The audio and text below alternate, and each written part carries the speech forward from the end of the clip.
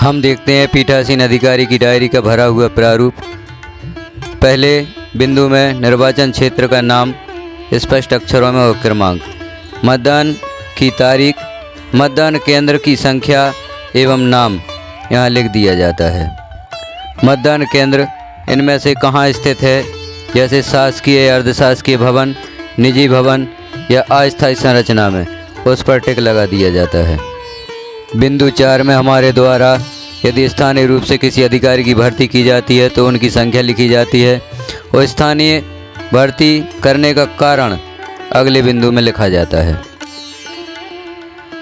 अगले बिंदु में नियंत्रण यूनिट की संख्या और नियंत्रण यूनिट का क्रमांक और बीयू की संख्या और बीयू का क्रमांक, जो भी मशीनें हमारे यहाँ प्रयुक्त होती हैं उनकी जानकारी दी जाती है।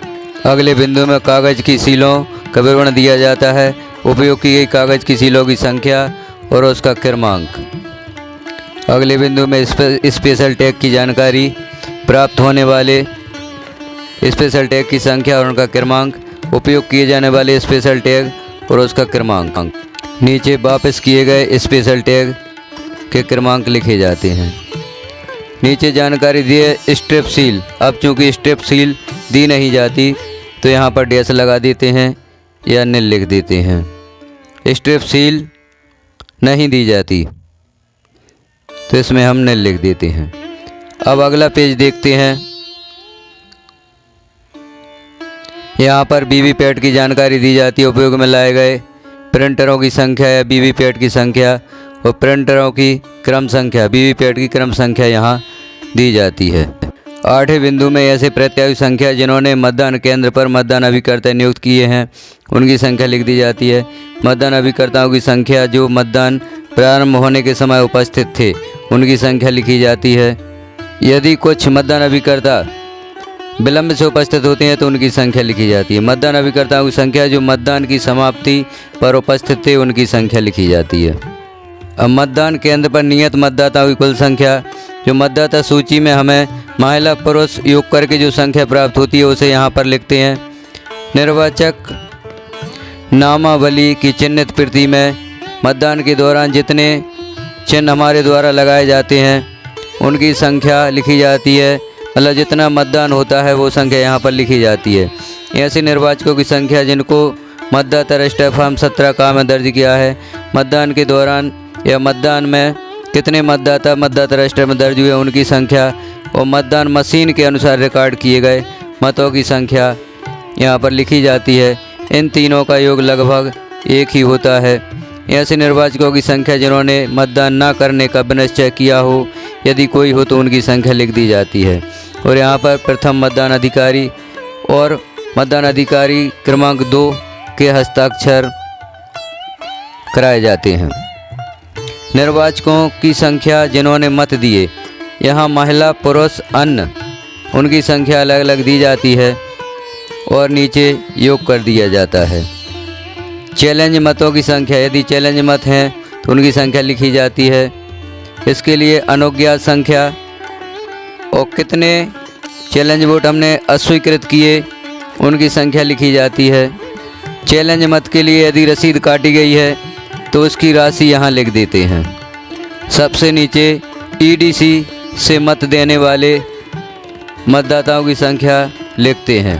उन निर्वाचकों की संख्या जिन्होंने निर्वाचन ड्यूटी प्रमाण पत्र ईडीसी प्रस्तुत करके मत दिए हैं उनकी संख्या लिखी जाती है। अगले पृष्ठ में अप्रवासी या एनआरआई मतदाता होते हैं उनकी संख्या लिखी जाती है। उन निर्वाचकों की संख्या जिन्होंने साथियों की सहायता से मत दिए, अंधे शिथिलांग, उनकी संख्या यहाँ पर लिखी जाती है। मतदाताओं की संख्या जिन्होंने प्रॉक्सी के माध्यम से मतदान किया है। प्रॉक्सी मतलब ऐसे मतदाता जिन्हें मतदान के लिए किसी के द्वारा नियुक्त किया जाता है जो किसी दूसरे व्यक्ति का मत देते हैं।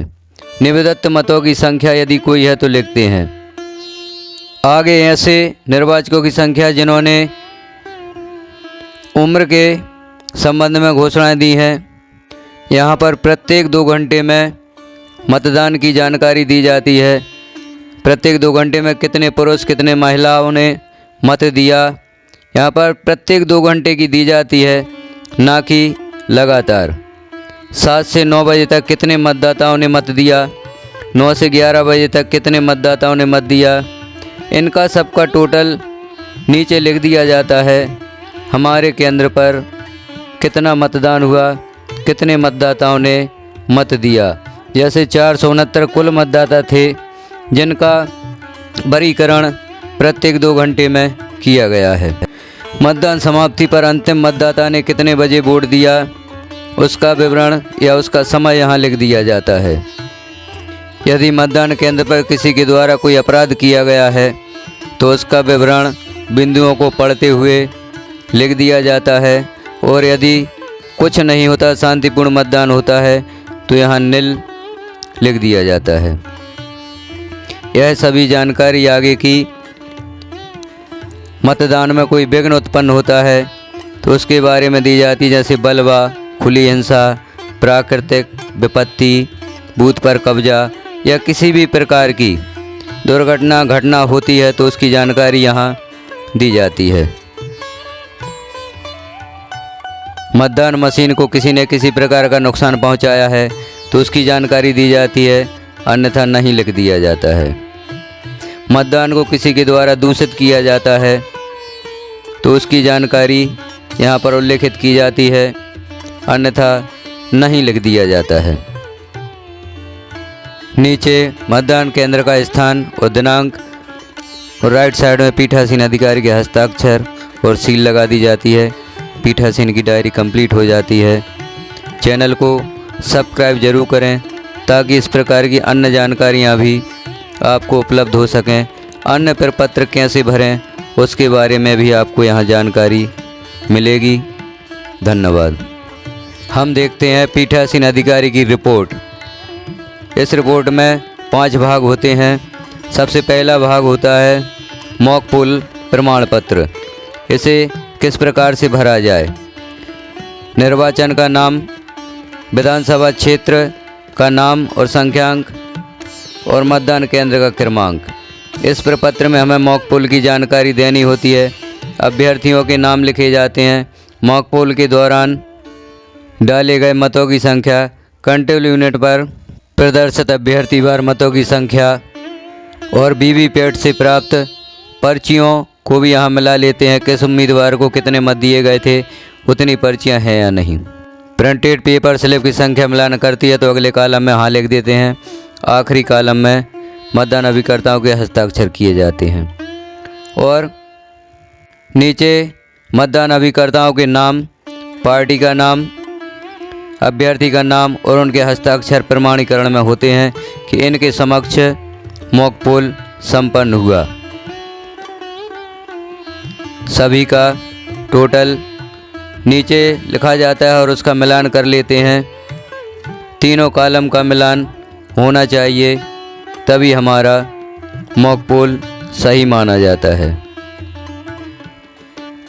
इस प्रकार से मॉक पोल प्रमाण पत्र कंप्लीट होता है। मॉक पोल के पश्चात इन बिंदुओं को सावधानी पूर्वक पढ़ लेते हैं और इस प्रकार से कार्य करते जाते हैं। हाँ और नहीं यहाँ पर टिक करते जाते हैं।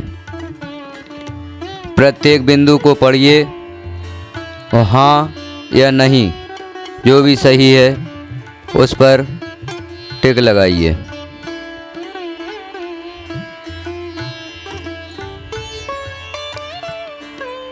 इसमें मॉक पोल के पश्चात की समझ जानकारी दी गई है और नीचे मतदान अभिकर्ताओं का प्रमाणीकरण होता है। मतदान यूनिट से मत हटाए जाने का CRC मशीन को क्लियर करने का प्रमाणीकरण यहाँ पर मतदान अभिकर्ताओं से लिया जाता है।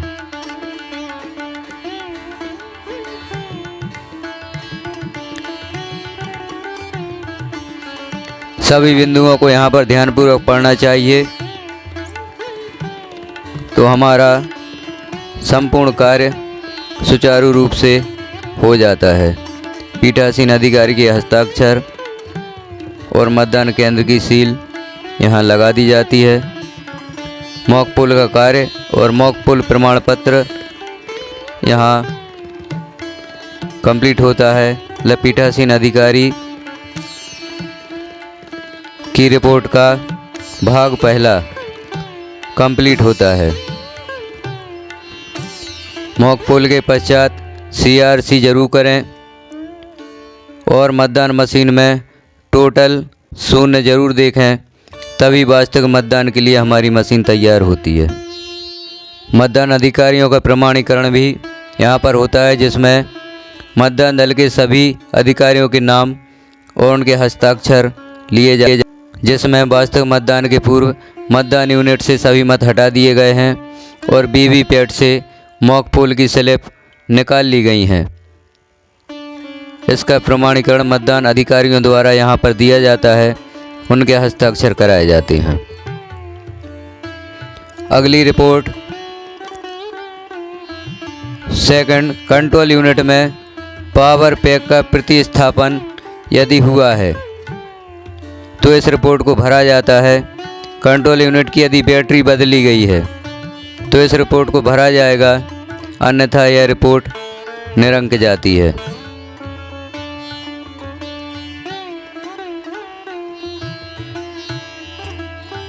यहाँ सभी कॉलम में निरंक लिख दिया जाता है या डैश लगा दिया जाता है और नीचे मतदान अभिकर्ताओं या एजेंट यदि बैटरी प्रतिस्थापन हुआ है तो उनके नाम, उनके हस्ताक्षर, अन्यथा इस कॉलम में निरंक लिख दिया जाता है। तो रिपोर्ट सेकंड यहाँ पर कंप्लीट हो जाती है।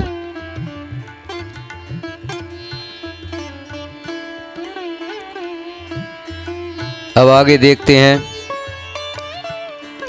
नीचे पीठासीन अधिकारी के हस्ताक्षर और मतदान केंद्र की सील लगा दी जाती है। पीठासीन की रिपोर्ट का सेकंड भाग यहाँ कंप्लीट होता है। अब हम अगला भाग देखते हैं। रिपोर्ट का तीसरा भाग है मतदान समाप्ति पश्चात क्लोज बटन दबाना। ऊपर की सभी जानकारी वही भरी जाएंगी। निर्वाचन का नाम, विधानसभा क्षेत्र का नाम और क्रमांक, मतदान का दिनांक, मतदान केंद्र का क्रमांक एवं नाम। यहाँ मतदान अधिकारी का प्रमाणीकरण होता है। यह प्रमाणित किया जाता है कि मेरे द्वारा मतदान समाप्ति उपरांत कंट्रोल यूनिट के क्लोज बटन को निम्नलिखित की उपस्थिति में दबाया। यह प्रमाणीकरण पीठासीन के द्वारा दिया जाता है और नीचे मतदान अधिकारियों के नाम और उनके हस्ताक्षर करा लिए जाते हैं इस प्रकार से। और सबसे नीचे मतदान अभिकर्ताओं के नाम, दल का नाम और उनके अभ्यर्थी का नाम और हस्ताक्षर करा लिए जाते हैं। मतदान के पश्चात क्लोज बटन दबाने का प्रमाणीकरण संपूर्ण होता है। अगला भाग है रिपोर्ट का भाग 4, ईवीएम या वीवीपैट का प्रतिस्थापन। यदि ईवीएम या वीवीपैट बदली जाती है तो उसकी जानकारी इस भाग में दी जाती है और यदि नहीं बदली जाती तो यह जानकारी निरंक जाती है। यदि मशीन बदली गई है तो इन बिंदुओं को ध्यानपूर्वक देखें। जानकारी को देखते हुए जानकारियों को दर्ज करें।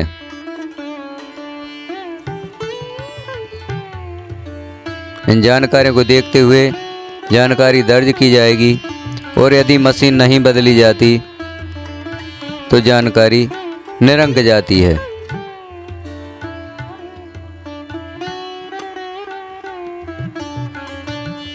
और नीचे साक्षियों के हस्ताक्षर होते हैं। निम्नलिखित मतदान अधिकारी या पोलिंग एजेंट प्रतिस्थापन प्रक्रिया के साक्षी हैं। अभिकर्ताओं के नाम, हस्ताक्षर यहाँ पर कराए जाएंगे, अन्यथा जानकारी निरंक होगी।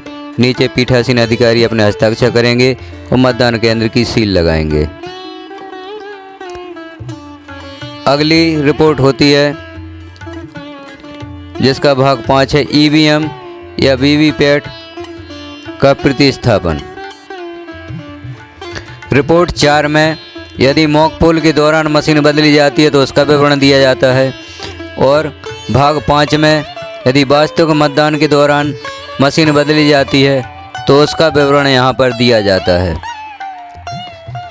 सभी जानकारियों को यहाँ पढ़ते हुए जानकारी भरी जाती है। और यदि मशीन का प्रतिस्थापन या बदलना नहीं होता तो इसे निरंक लिख दिया जाता है या डैश लगा दिए जाते हैं। इन जानकारियों को सावधानी पूर्वक पढ़ते हुए भरा जाएगा। नीचे मतदान अभिकर्ताओं के नाम, दल का नाम, अभ्यर्थी का नाम और उनके हस्ताक्षर लिए जाते हैं जो कि मशीन बदलने के साक्षी होते हैं। चैनल को सब्सक्राइब जरूर करें।